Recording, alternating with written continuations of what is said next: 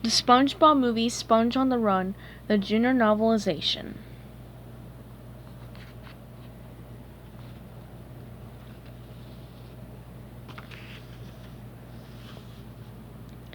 Chapter 16.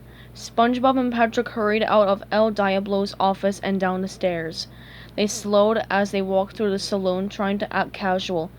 "Hey, everybody," SpongeBob said in his chillest voice. "El Diablo says he doesn't want to be disturbed." "Yeah," Patrick added helpfully. "Toodaloo," SpongeBob told the cowboy pirate zombies. "Bye-bye, see ya, take care," SpongeBob and Patrick said as they made their way toward the exit. But before they could leave, all the cowboy pirate zombies stood, raising their glasses in a toast. "Adios, mateys," one of them said. "We're finally free," said another. "Huh?" SpongeBob said. "Thanks, SpongeBob," a third said gratefully.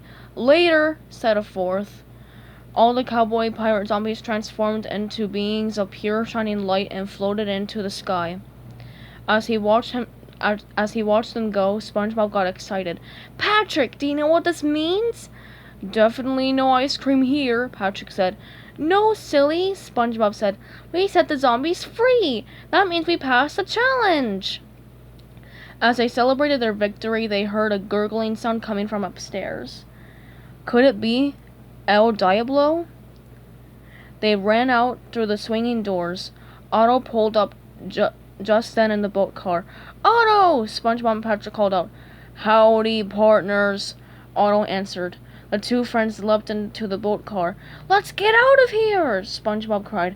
At that moment, El Diablo, who had turned into a terrible ash monster, came roaring out of the saloon. SpongeBob and Patrick screamed. Otto floored it, and they sped away before El Diablo could reach them. SpongeBob and Patrick woke up yelling. "Otto!" they yelped. "Faster! Go faster!" "Wake up," Otto said calmly. "Your dream is fired." "What?" SpongeBob said, shaking his head. "Oh, phew! See, Patrick? It must have been a dream." "More of a vision, really," Sage said. He was sitting next to them in the back seat of the boat car. "Sage?" SpongeBob said. "Oh, hi, Sage," said Patrick. "Hello," Sage answered. "Are you real?" SpongeBob asked. "As real as your desire to see that which you cannot," Sage said. "Yeah, well, that which I cannot see is Gary, and I sure wish I could see him right now," SpongeBob said. "I gotta know what's happening."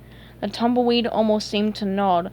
"This wish I grant you through the mystical fabric of the fourth dimension. You may now view what's happening at the same time as things are happening to you." A window appeared in the air right in front of SpongeBob and Patrick. "Behold, the window of meanwhile," Sage said. "The window of meanwhile?" Patrick asked. "What's it do?" "It's like a video-on-demand service of parallel action," Sage explained, not all that clearly. "Have a look." In the floating window of meanwhile, an image gradually came into focus. Hey, Patrick," SpongeBob said. "Down in front." The image in the mysterious window was Gary! He meowed as King Poseidon wiped Gary's slime onto his face. SpongeBob was horrified. "Gary!" he shouted. "We're coming to save you!" "Okay, the window of meanwhile doesn't really work that way," Sage said. "Hang in there, Gary!" SpongeBob called. "We got you!" "Gary!" Patrick yelled. "It's not a video chat app like Skype or FaceTime." "Or anything," Sage said, getting a little exasperated. But SpongeBob and Patrick just kept trying to talk to Gary, yelling at the floating window. "Hello? Over here! Gary! Run! Get out of there!" "Yeah, totally can't hear you," Sage said.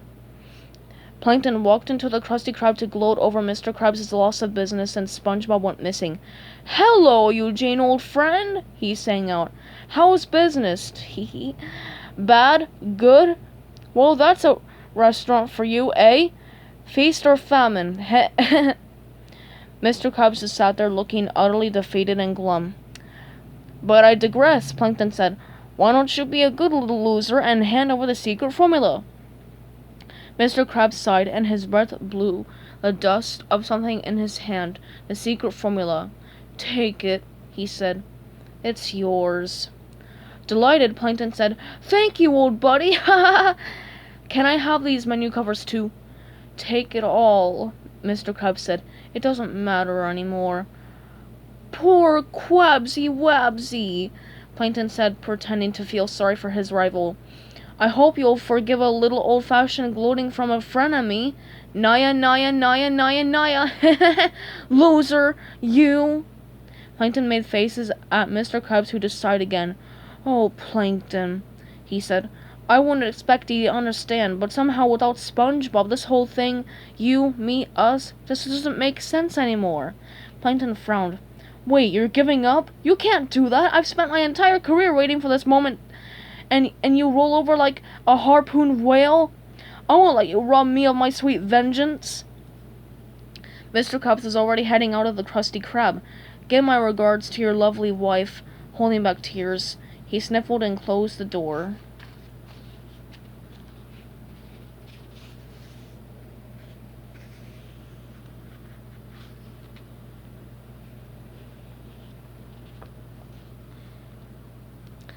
Stay tuned for Chapter 17, coming up soon.